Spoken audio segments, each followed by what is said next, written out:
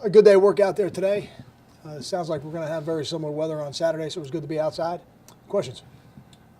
Kyle, can you talk about the three guys who aren't in uniform on game day? Whitaker, Borowski, and Miles Jackson, and kind of what they do day to day and what they've meant to the program. Sure. Yeah. It's something that's becomes very important to the program, and when you have student assistant coaches and recruiting assistants, Sean and Dallas would fall into the student coaching category, and Miles would fall into the recruiting aspect. They become another, willing and able body that can really help you in a lot of ways. And I think for them, it becomes a great experience, a way to stay involved in the program. And for us, it's a way for us to keep them involved on a day-to-day basis in the program. So I think they're really valuable. Student coaches, a guy like Sean Borowski, I've already had conversations with about, him having an interest in coaching, going forward beyond this. So, if that's the case, then this has been a really valuable experience, internship, whatever you want to call it, into the coaching profession for sure. How often do you have those types of conversations with guys? Do guys seek you out and let you know, hey, down the road, it could be something I'd be interested in? Over the years, I've had quite a few conversations with players, some where they've approached me and some where I've approached them, where I thought they could be really good at it if it was something that they wanted. Like anything else, it's a really competitive profession, and I think the expression is probably appropriate. If you could live without coaching, then don't go into it. And then the guys who generally stay in coaching are the ones who really, really couldn't live without it. And if Sean, I think he feels that way, and part of the reason why he feels that way, I think, has been his experience over the last 2 years, and he's done a great job for us, and I look forward to trying to help him as he goes forward. Is there anyone on the team that jumps out as a potential coaching candidate? Yeah, there are. There are quite a few. I wouldn't say it though publicly, only because sometimes if they don't have an interest in it, I don't ever try and talk anybody into it. All I say is, hey, if this is something you're interested in, I think you've got a skill set that would help you. What comes to mind when you think of this student class? Foundation. This group of players. A couple people asked me that question this week, and again, I don't spend a lot of time thinking about that right now. That's usually for after the game, after the season. But I think I saw something today on the game notes. There's no doubt that this group is another group of players that has really built and laid the foundation for where our program is going.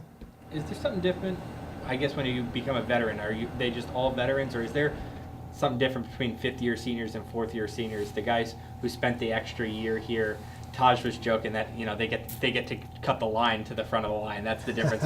Is there a difference between fifth-year and fourth-year seniors? Not in my mind. I think the players who've stayed for a sixth year, Edmund Larea stands out, because now you're really talking about somebody who is not amongst his recruiting class anymore. There's some fifth-year guys that are with each other, there's some fourth-year guys that are with each other, and they've been together for 4 or 5 years, so they've built a bond.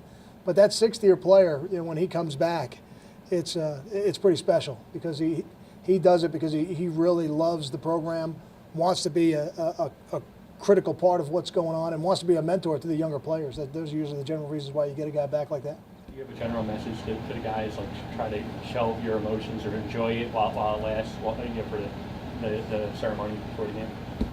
I think I want them to certainly remember it. I don't want them to rush through it, but once it's over, you got to turn your sights to the game. Just like this week, all of those things that we're talking about right now, they're great. They should serve as motivation, not the focus.